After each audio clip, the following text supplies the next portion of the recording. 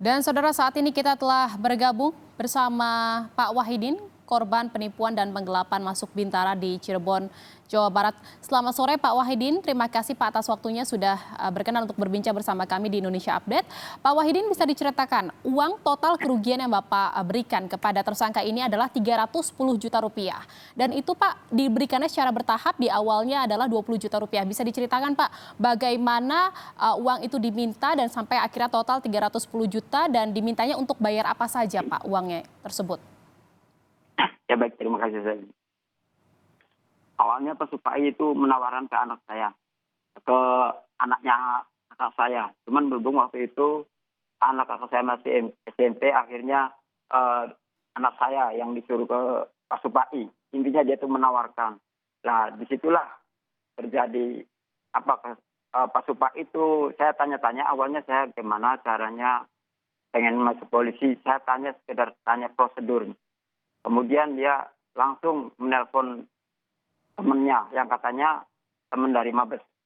Itulah sama dia bekerja sama tuh. Yang pertama kali saya diminta atas perintah Pak Supai, saya disuruh bawa 20 juta diserahkan ke Ibu Nuriana. Yang kedua kali 100 juta juga itu dipinta atas perintah Pak Supai juga ke Ibu Nuriana. Nah, dan terus berikutnya 20 juta lewat transfer. Ya, yang nomor keempatnya transfer lagi katanya untuk psikotes sejumlah 20 juta. Yang kelima lewat transfer 150. Cuman sebelum kejadian 150 transfer, Pak Supai menahan dulu, dia meminta cash 10 juta. Jadi saya transfer 140 juta, yang 10 juta langsung diminta kontan. Itu di tempat meja tugas Kapolsek Endu itu. Jadi diminta sampai 5 kali ya Pak ya, secara bertahap dari total 310 juta rupiah itu? Iya, 6 kali. 6 kali. Alasannya 6 kali. bisa dijelaskan Pak, saat meminta uang 10 juta, 20 juta, 100 juta, itu alasannya untuk keperluan apa Pak saat itu tersangka bilang ke Bapak? Alasannya yang 20 juta buat Binlas. Nah, yang 100 juta itu katanya buat Bintara Polri. Yang berikutnya untuk psikotes, yang 140 jutanya katanya untuk tes seleksi. Kemudian yang 10 juta itu asli diminta sendiri, masuk kantong dia sendiri, katanya untuk lebaran, nggak tahu lah itu bahasa apa. Ya, jadi memang alasan meminta uangnya itu berbeda-beda ya Pak ya, mulai dari administrasi, seleksi dan lain-lainnya. Lalu Iya, Pak, apakah betul. Bapak saat diminta uang dan secara terus-menerus itu sudah timbul kecurigaan gitu Pak? Dan tersangka menjanjikan seperti apa gitu, akhirnya Bapak teryakinkan untuk bisa terus memberikan uang kepada tersangka? Ya maaf sebelumnya ya, saya kan tukang bubur, awam kalau masalah itu tuh. Jadi dia tuh, ya karena dia mungkin prosedurnya kayak itu yang harus saya bayar. Gitu.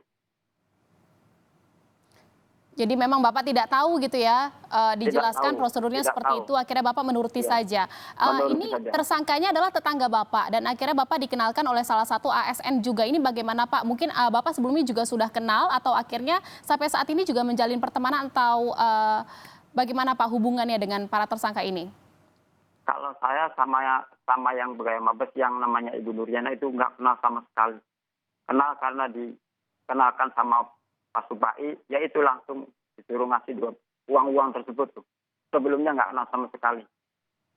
Tidak kenal sama sekali ya Pak ya? Tidak kenal sama sekali.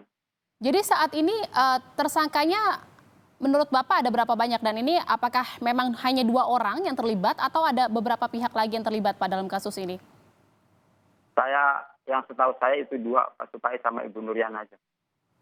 Baik, lalu bagaimana Pak dengan nasib Bapak nih, nasib anak Bapak nih Pak yang memang direncanakan kan diharapkan untuk bisa masuk dan ikut seleksi dari Polri, Bintara Polri. Nah bagaimana sekarang nasib anak Bapak? Ya itulah, saya mengharapkan uang kembali sebab masa depan dia tuh ada di itulah untuk melanjutkan cita-citanya. Jadi saya menggantungkan dari uang itu untuk meneruskan cita-cita anak saya. Apakah tetap masih ingin daftar ke Bintara Polri Pak, anaknya Pak? Kalau masalah itu nanti saya tanyakan lagi ke anak saya.